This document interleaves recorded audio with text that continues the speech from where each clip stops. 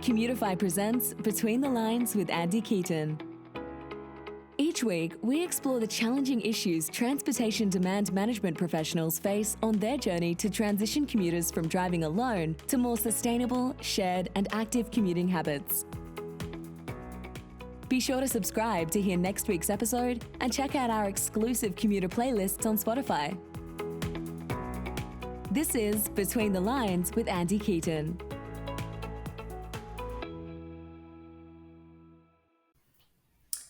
Hi, everyone, and welcome aboard to the Between the Lines podcast. Thank you for being on.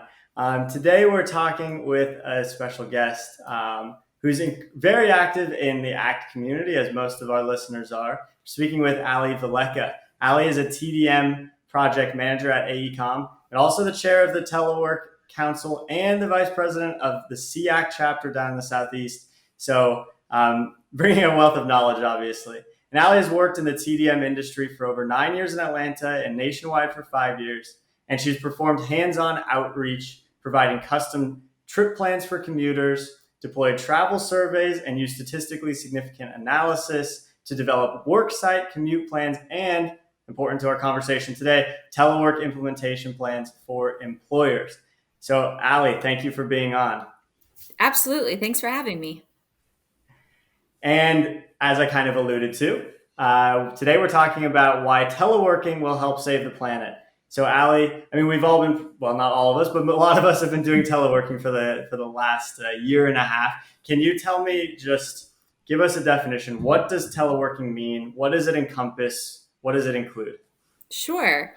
So the term actually started as telecommuting back in the 70s and was really introduced as a way to be a response to traffic congestion, as well as a way to continue work, as a way to conserve resources. And so over time, I think we've seen that really change to telework because it's not just replacing the commute anymore. We're starting to see, obviously, over the last year and even prior to that, that teleworking has really kind of become this ability to work anywhere, anytime, and doing your work in any way that works for you. So I think that's kind of the evolution. And I think you see a lot of terms used. So you'll hear people call it remote work, work from home. I know some employers, even back in the day, would call it being tethered, where they were kind of connected to their organization electronically. So everybody has their own term for it, but it's pretty much, all referring to being able to do your work really from anywhere and not just at an office. That's like the first time I've actually heard all of those terms put together into one sentence.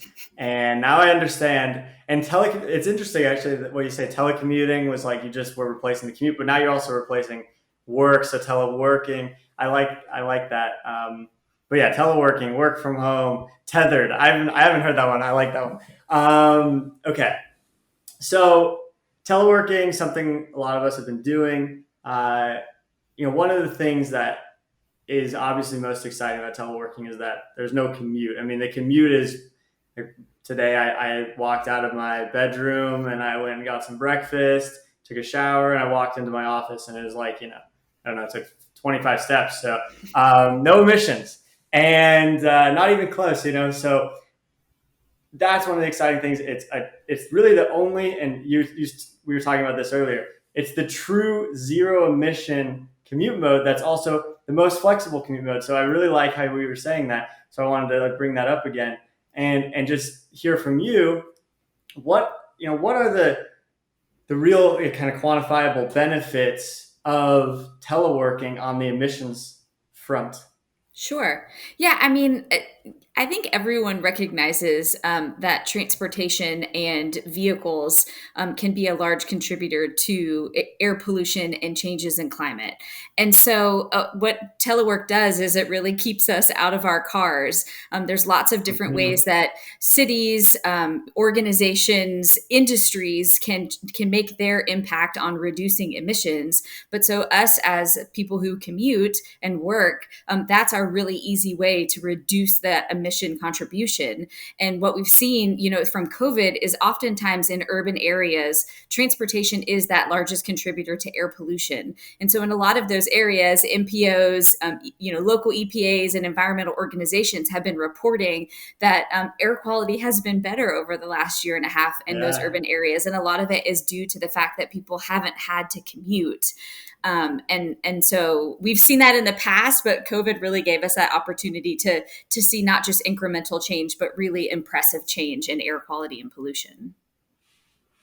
And that's exciting, and it ties into other conversations we've had on this podcast as well. The episode with Claiborne and Clark, where we're talking about the Colorado Employee Traffic Reduction Program, which was getting at the same issue. We're seeing all this pollution within the Denver region, and so how can we reduce the commute? And one of the things they talk about, and just like you're saying, is teleworking as a really good solution. So we all know, it's pretty clear. You don't have to be a rocket scientist here to know that it's not polluting when you just walk to your next room in your house.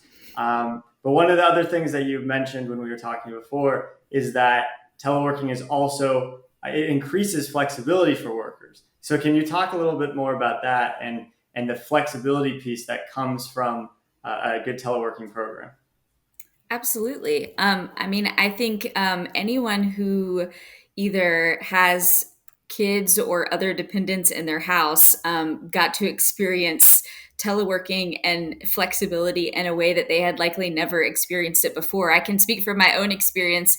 I've teleworked for many years from the convenience of my home, or a hotel if I was traveling for work. But I had never necessarily done it with 2 kids under the age of 6 for 24 hours a day for 15 months. Man.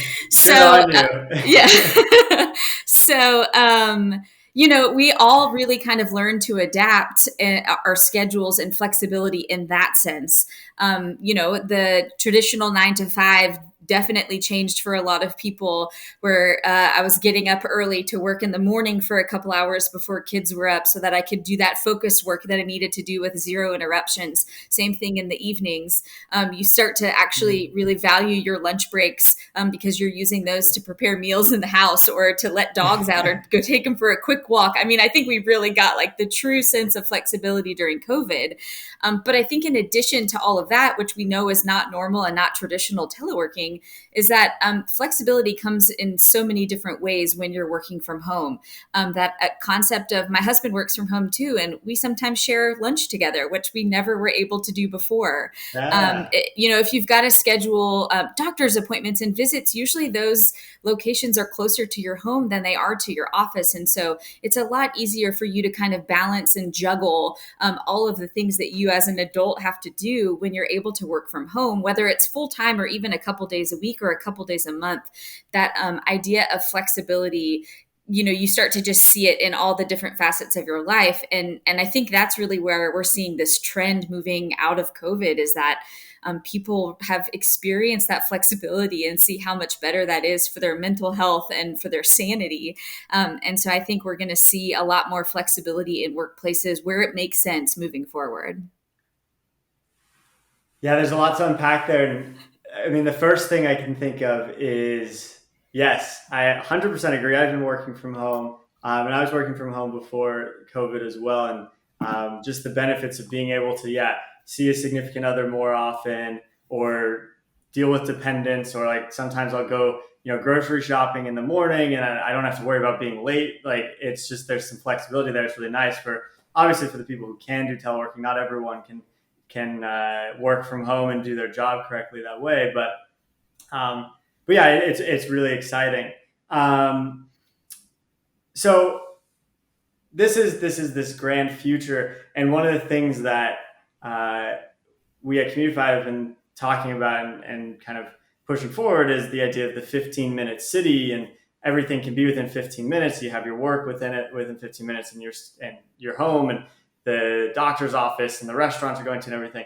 But now if you actually took the work out, it's a lot easier to get the 15-minute city, because your 15-minute city, your work and your home are the same node, and you can just work around it. So that's exciting. It's a good way to think about it, is like you're providing better access to other things as an employer to your employees by letting people work from home at least some part of the time. But the question really is, okay, are we actually ready for this? I mean, I know we've been doing it for a year and a half or however long it's been, but are we ready to have a teleworking future that can work and can make sure we still have productivity and we're, achieving the goals that we need to as organizations? Or was this just kind of a forced thing and there's no way that this is going to continue to work in the future? So I'm going to answer as myself, not representing ACT or my employer. 100%. I think we absolutely can do this moving forward.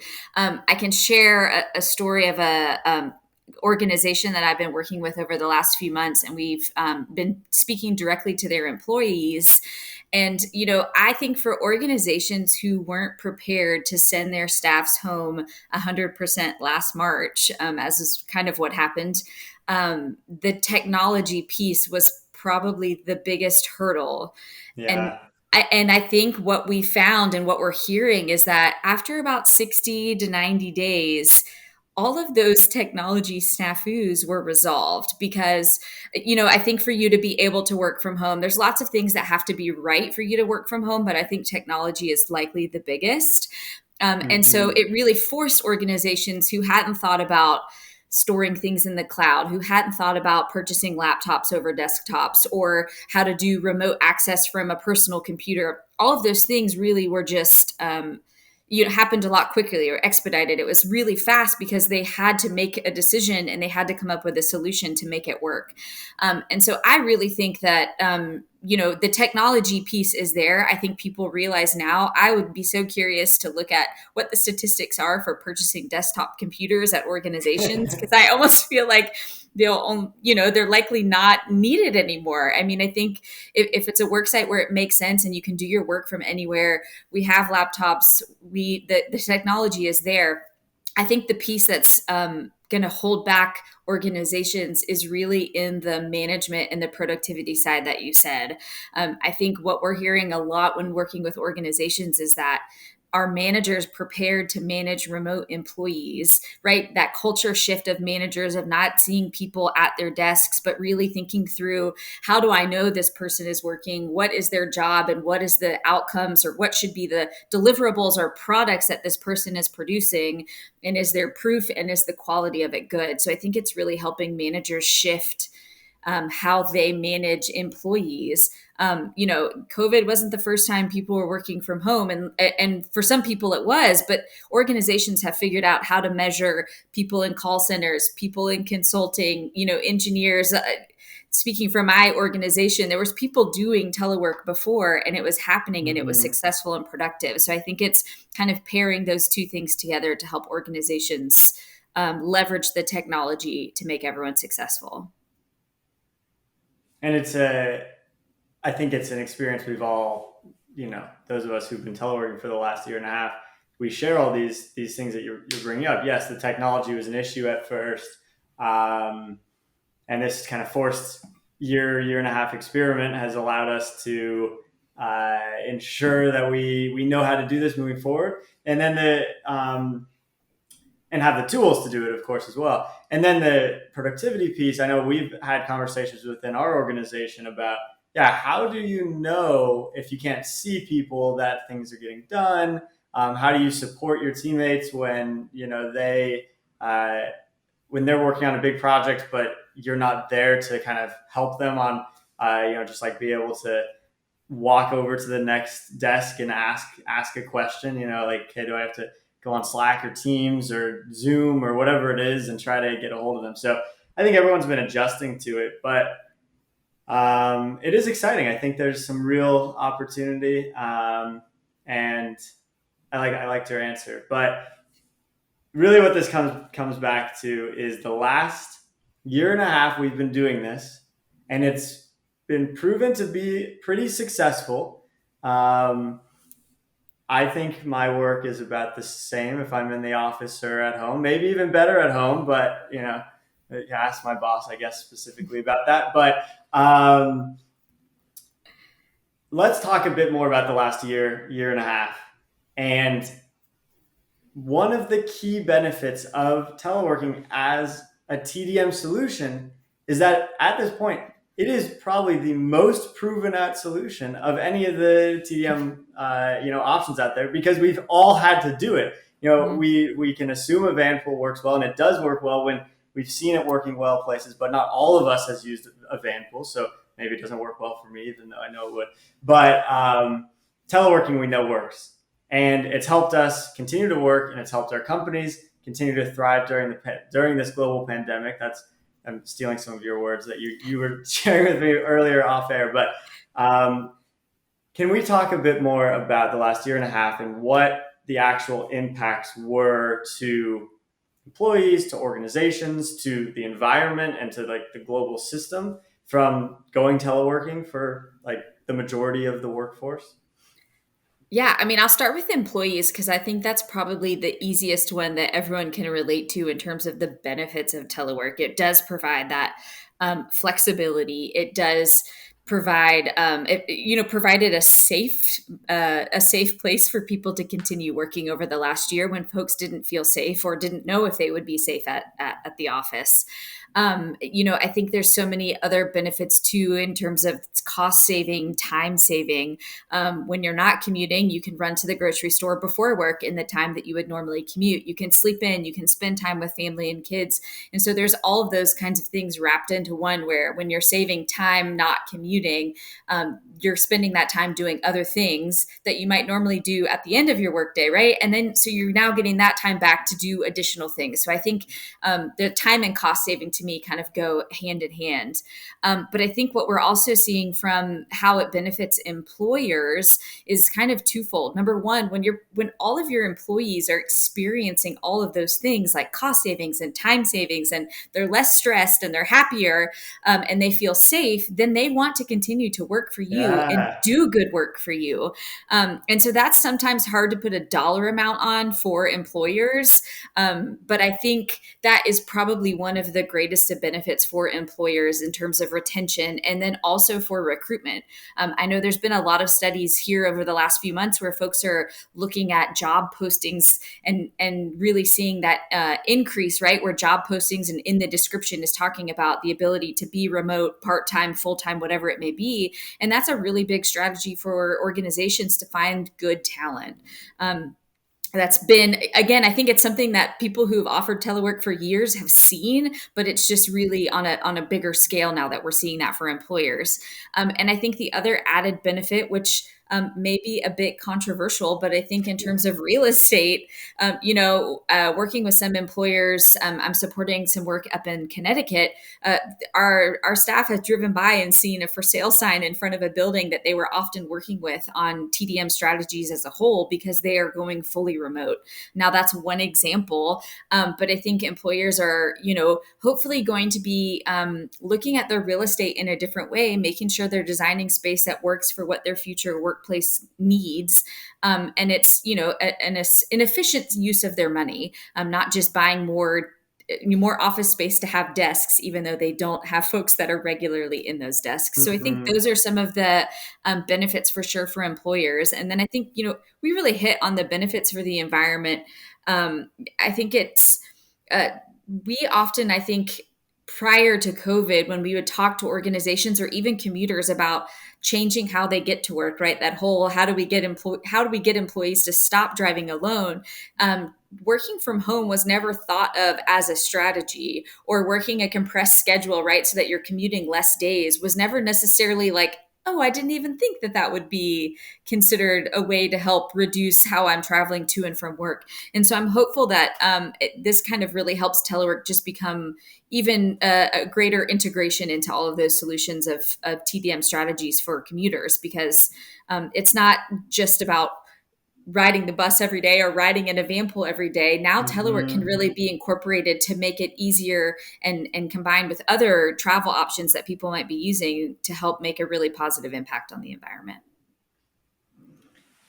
Yeah, and I think there was an article, maybe it was in the New York Times or something, and I also, having friends that work in kind of the tech industry in California, have heard firsthand this whole thing of, I don't want to go back into the office. I'm happier working from, remotely from wherever it might be. And people are now like, thinking of quitting because their companies are telling them they have to come back full time. And it's pretty interesting to see. Yeah, But just like a there's a lot of the few. other, Oh, I'm sorry. There's a few go ahead. surveys that are saying like 41% of people are considering leaving their employers due to Wow. flexibility. Yeah. And so, I mean, I think if you're on a call with 10 other people, 4 people in that room are on LinkedIn or Indeed trying to find an employer who's going to let them continue from home. Because we're also hearing too, like, is Labor Day the day that everybody goes back to work? I've even Yeah. heard, state agencies are saying, people have to be back in by June 1st or July 1st. And so it's going to be really interesting to see what happens just in the labor market and how people are changing jobs over the next 6 months and how flexibility plays into all of that. Yeah, it'll be interesting to keep an eye out on. And I'll have to admit, there's a little bit of envy on my end because I know pre pandemic, my fiance and I, we were digital nomads and we are traveling around and trying to like Commutifi was very supportive of that, but my fiance looking for jobs, there just wasn't that much that allowed for that flexibility. And we're just like, this is so cool. Why isn't there more out there? And now it's like now everyone does it, and it's just like, oh man, Yeah. we were. It's just that's my own complaint is why weren't we doing this earlier? But Yeah. like all the One other of TDM, go ahead. I was just going to say one of the challenges often is the like legal and tax implications. I know working for a company Mm-hmm. like AECOM, as long as there is an AECOM office in a state that I am going to work in, with my 4 and 6 year olds, we're probably not going to be digital nomads. But I could work from anywhere, and it's not even a concern necessarily. And so I think maybe not all over the country or as Yeah. geographically diverse, but even we're seeing like shifts of people moving to different cities within their own states now if they are able to continue working from home, because maybe you want to live in the mountains, right? Like Yeah. not as close to the urban area that feels really congested and crazy. You want that quiet lifestyle. And if you're working from home full time, now you do get some of the freedom to do that. Yeah, it's an exciting piece of the puzzle. And as an employer, if you're listening to this, you're thinking, should we have some sort of teleworking policy? There's a number. 41% of your staff is going to consider leaving if you don't. So that's a pretty, that's a lot of dollars, money talks. So that's a pretty For sure. expensive turnover cost. And like the other, like many of the other TDM solutions we've been talking about, it comes down to, yes, it saves the employees time, it saves emissions, it saves them money as well, but it also saves employers money, and that's always kind of a key piece of it. So really exciting. um, okay, we've talked a lot about what we've learned from the past year and a half. I think there's been a lot of improvements in the teleworking kind of industry. But if I'm a company looking to continue teleworking or implement a more, robust teleworking plan, what should I be looking to do? What should I be thinking about as I'm doing that? I think the most obvious thing for employers to do is to have some sort of policy, guidelines, procedures in place. I think whether it is a super detailed down to the when I'm allowed to work, what tools I'm allowed to use. I think based on your organization and how you distribute policies or how you handle other things within your organization, I think you can develop a telework policy in the same way that makes sense for employees. And so I think that's the easiest thing, because what you're trying to really do is set people up for success, right? Organizations aren't setting up telework policies so that people can be sent home to do laundry and go to the pool all day, right? They're setting their staffs up to be productive and to contribute to the organization. So I think whatever you can do as an employer to set your employees and your managers up for success. That's really what a policy does. It's creating those guidelines and expectations so that everybody knows how things should go moving forward. How telework is implemented is very different across every organization, but I think if you know what you're getting into, it makes it so much easier for people to be successful. Perfect. I mean, I think that's it. And I'll give the shameless plug for you because you're too nice not to, or to do it yourself. But I'm sure that ACT, it would be a good, helpful place for resources here, the Telework Council there. And I'm sure that you would also, I can volunteer, maybe you'd be happy to talk to people as well if people have questions. For sure. Yeah. I mean, the Telework Council, we use ACT Connect to share information. We just had someone put up a request a couple of weeks ago saying, hey, I'd really love a document or a place that I can send employers that details what the hybrid work strategies look like moving forward. What are the trends? What are people doing? What are things that they should be considering? And we said, that is a great idea. And so the Telework Council, we're also working with ACT National. We're putting together a resource, have a meeting on Monday about it. So yeah, that's exactly the whole idea of the Telework Council, is to really bring people together to ask questions, share information, and help everybody be successful. So absolutely contact me or the council. We're glad to help in any way we can. Awesome. And yes, I mean, can't iterate enough. ACT is a great resource. And as people are thinking about teleworking, Allie's the one to talk to. Okay, so Allie, let's finish it off here like we always do. Can you tell me in just a few sentences here, why will teleworking help save the planet? Telework will help save the planet because... Good start. Thank you. That was actually really awkward. No, I mean, I think one of the first things we talked about is that telework creates zero emissions.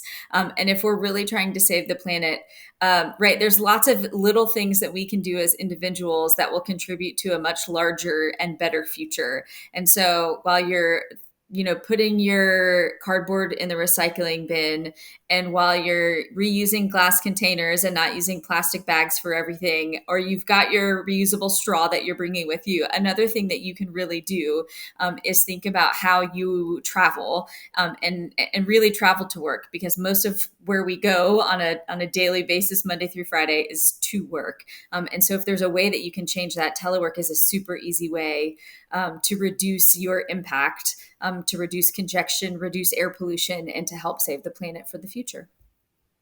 That was a great answer. That was a perfect answer. Thank you. Okay, so to all our listeners, got to give the little pitch for Between the Lines. Make sure you go and subscribe to our email list. Betweenthelines.io is where you can find that. We'll send out emails with more information. We'll send out links to the ACT website and to be able to connect with Allie and the Teleworking Council. So make sure you subscribe to that and follow us on Spotify, Google Podcast, Apple Podcast, wherever it is that you might be listening to your podcast. And don't forget that we actually are recording these on video so you can watch our beautiful faces talking about it. And like I said last week, my hair is growing with this whole pandemic happening. I have not gone yet to get my haircut since the pandemic started, so you can see it grow. It's kind of a fun thing if you tune into the videos on YouTube. Okay, so like we like to end every episode, as a reminder, we have this music playlist that's up on Spotify and linked on our website as well as in the email. Just in case you're not quite to your work and you are one of those unfortunate people who has to go into work, doesn't have teleworking today, you have to go into the office, you need to listen to some extra music on the way in. So we like to fill that with our guests' favorite music. So Allie, can you tell us if there's a song or a couple songs you want to add to the playlist? Sure. I sent you a couple of songs which are in the same genre, but I was going to suggest Supalonely by Benee, mainly because whenever that song comes on, there is a background noise that sounds like a shaker. And so whenever it comes on, my husband always pretends like he's like shaking a drink. And so if we're in the car together, like I'll turn around and both kids are like shaking a drink. So Yeah, I forgot like how to use a shaker. I haven't made a cocktail in a while, I guess. So who has? Supalonely, every time you listen to it, you're gonna feel like a bartender. Okay, now, yeah, you forever changed the song, so now I have to think about that every time it happens. Perfect. Great. Perfect. That's a perfect addition. Allie, thanks for being on, and everyone, thanks for listening today, and don't forget to tune in next week. Thanks. Thanks for joining us on this week's episode of Between the Lines with Andy Keaton. Be sure to subscribe to hear next week's episode and check out our exclusive commuter playlists on Spotify.